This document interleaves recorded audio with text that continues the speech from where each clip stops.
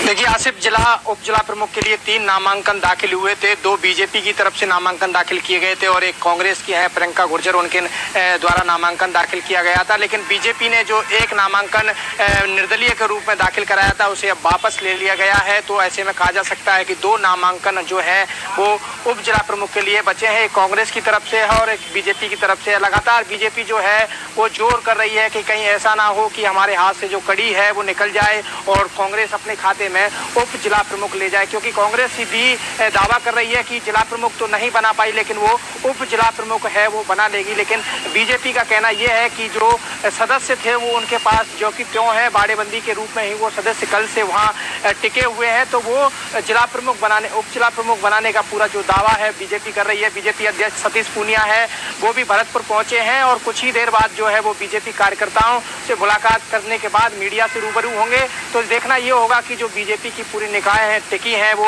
उप जिला प्रमुख बनाने में टिकी है, क्योंकि जिस तरह से देखा गया था कि बीजेपी के पास 17 सदस्य थे लेकिन 28 मदों से जो है उप जिला प्रमुख बनाने में सफलता पाई है। ऐसे में अब कहना यह है कि जिस तरह से कल जिला प्रमुख के लिए मतदान हुआ था उसी तरह से आज उप जिला प्रमुख के लिए भी मतदान होगा और स्पष्ट रूप से बहुमत के साथ जो है बीजेपी उप जिला प्रमुख बनाएगी। लेकिन अब ये तो वोटिंग के दौरान ही देखा जाएगा। क्या ऐसा तो नहीं है कि कहीं कांग्रेस ने बीजेपी के बाड़ेबंदी में सेंधमारी कर ली हो और जो कुछ सदस्य हैं उनको तोड़ लिया, क्योंकि 14 सदस्य तो कांग्रेस के पास पहले से ही थे।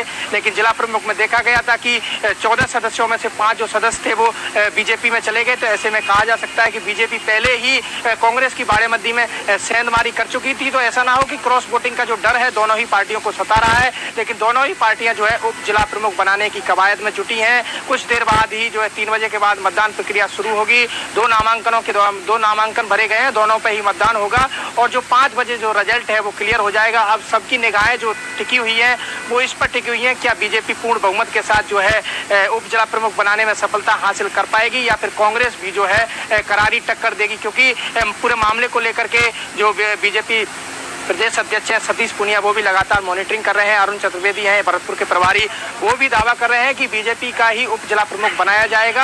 उधर कांग्रेस के जो बड़े बड़े नेता हैं वो भी दावा कर रहे हैं कि हम जिला प्रमुख तो नहीं बना पाए लेकिन उप जिला प्रमुख हम अपने खाते में ले लेंगे। लेकिन 5 बजे बाद बिल्कुल आसिफ तस्वीर क्लियर हो जाएगी कि क्या रणनीति जो कांग्रेस की है वो कामयाब हो पाती है या फिर स्पष्ट बहुमत के साथ जो बीजेपी है वो जिला प्रमुख की तरह उप जिला प्रमुख बना पाएगी। जी आसिफ। ठीक है बाबूलाल, जैसा कि भरतपुर संवाददाता जानकारी दे रहे हैं कि सतीश पूनिया खुद वहां पर पहुंचे और कल आपने बॉडी लैंग्वेज भी देखी होगी जब प्रेस से वो मुखातिब हो रहे थे। उन्होंने कहा कि कांग्रेस जो है वो ज्यादा विश्वास में सो रही थी और वो जाग रहे थे, उनका जागना काम आया और उनकी बॉडी लैंग्वेज साफ बता रही थी कि जो मेहनत उन्होंने की है, जो रणनीति उन्होंने बनाई थी उसका लाभ उन्हें मिला है। अब वो खुद वहां पर पहुंचे हैं। तो आपको लगता है क्रॉस वोटिंग का डर जो है वो अभी भी सता रहा है? आपको लगता है कि आज जो है वो रणनीति फिर से काम आएगी बीजेपी की? बाबूलाल